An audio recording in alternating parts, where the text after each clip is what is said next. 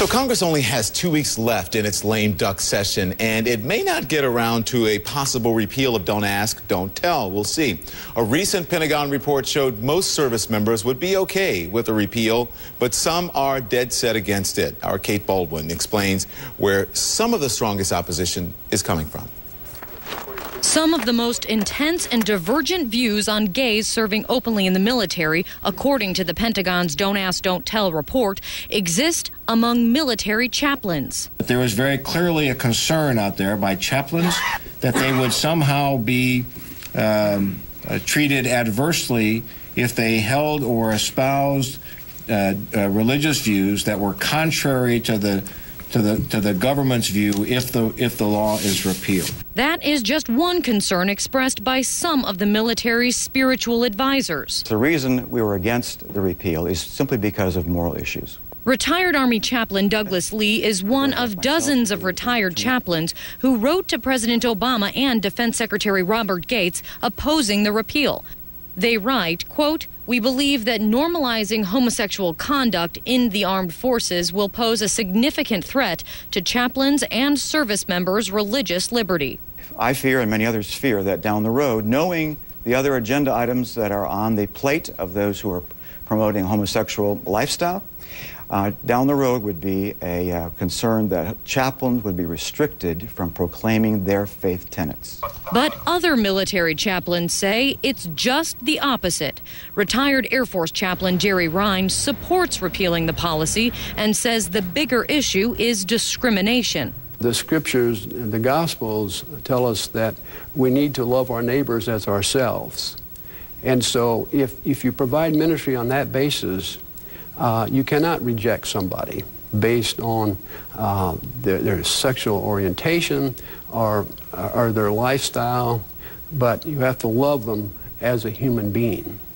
Chaplain Ryan agrees with Defense Secretary Gates that safeguards are in place for service members and the chaplain corps to ensure that one person's religious views don't interfere with another's. There is an obligation to care for all.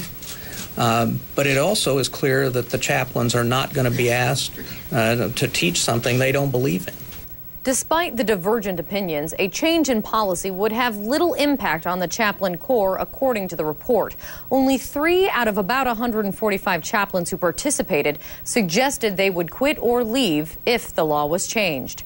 Kate Baldwin, CNN, Washington. All right, I spoke about Don't Ask, Don't Tell a short time ago with conservative radio host and CNN political contributor William Bennett. He says the debate over any possible repeal can't end yet. The closer you get to combat, the more opposition you get. Marines who are going to be in combat are opposed. Also, Army folks who are in combat Army are opposed. We say we want to pay attention to them. We want to do everything for them. We want to honor them. We probably ought to honor their wishes, at least take them seriously.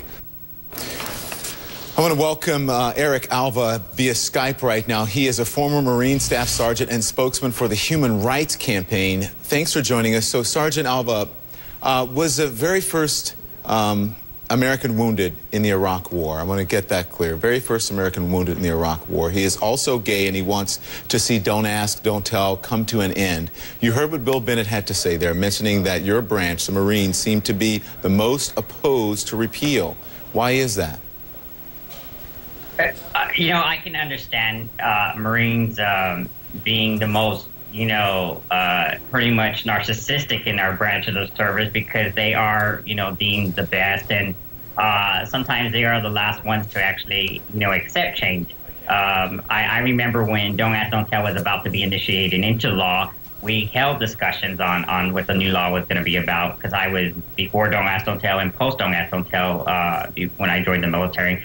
So we were apprehensive then. Even I remember as a 22-year-old corporal, we didn't want the change to come because we just didn't want, to allow gays in the military.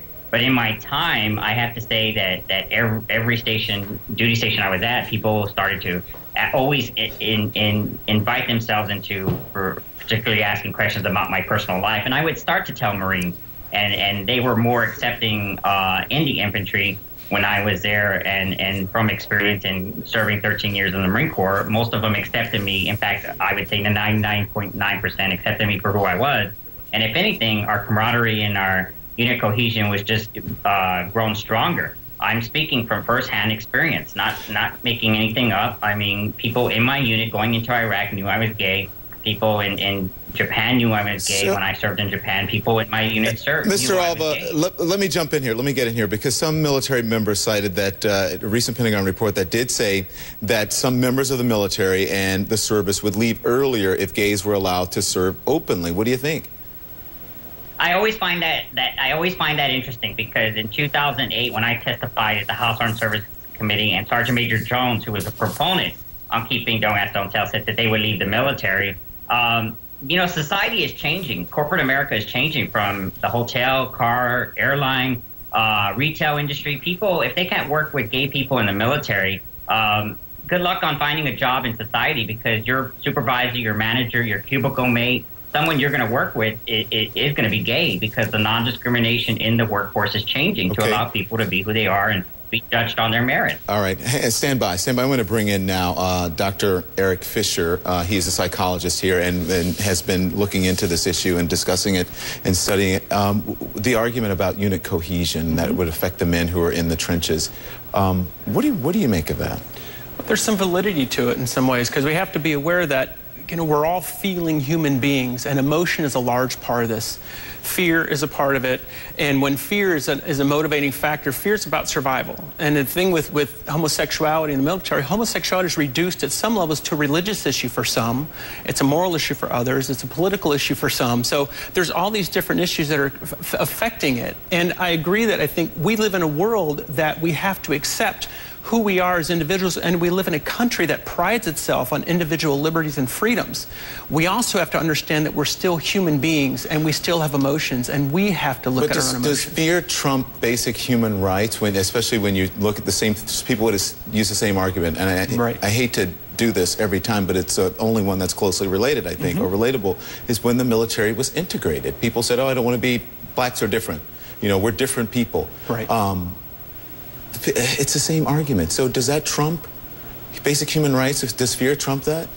It does and it doesn't, because the issue you have to look at is that in this world, it only takes one person to express their fear onto somebody in a harmful way for this then to become a huge issue. We have to move ahead in our culture. I agree, we have to move ahead in our culture and make these changes. What if people use the same argument in the workplace? I mean, I'm sure there are people in my workplace or with people who are around the country, people don't agree with them, people don't agree with their lifestyle, they don't like the football team that they like, they don't like what university. There are a myriad of things that people disagree with, but that doesn't make it right or acceptable, and you wouldn't allow that in the workplace. Exactly.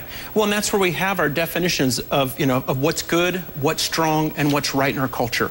That's about our culture being very hierarchical and control-based. The need for control is always based in fear. And this, as I said, is a huge fear-based issue. People who are younger and younger generations, they have grown up in a culture that's more accepting of homosexuality. And wouldn't this be discussed like diversity issues? You have to take diversity courses. That's a part of what you're supposed to do, your orientation and the daily literature and message from the company. Right. And in this situation, any phase-in of this change or repeal and it needs to come with a great deal of education from the top down and bottom up. There needs to be focus groups, potential needs to be many discussions had. The people who really are going to implement this are going to be the sergeants in a lot of ways who are on the field and on the ground with their troops. Okay, and listen, you have to, Sergeant Alva, you have to listen to the people who this actually affects, and that's going to be the people who are in the trenches, and you were one of them. I was talking to someone in the Air Force who said, you know, for me, Don, it really doesn't matter because I wasn't in the day-to-day contact with the enemy, so to speak. I was sort of in a periphery role. But for those guys who are out there in the trenches, I can't answer that question for them, so you'd have to listen to them. That's true. I mean, I think, and as the doctor was saying, it takes one person to have that opposition, and people start having that ripple effect and snowball effect that now people start to jump on the bandwagon and start to say, I can't work with them, I won't deal with this, and I think it's going to take some educational training, as we do here in San Antonio with the San Antonio Police Department. We do sensitivity training with the career officers and at the cadets at the academy on diversity, people of orientation and gender identity. It's something that you know, even the Joint Chiefs of Staff have stated, you know, that it's inevitable. Don't ask, don't tell will be repealed. Okay, Mr. Alva, that's going to have to be the last word. Thank you very much. We spent a lot of time here, and I really appreciate the conversation. Eric Alva and also Eric Fisher here in Atlanta. Appreciate it, guys.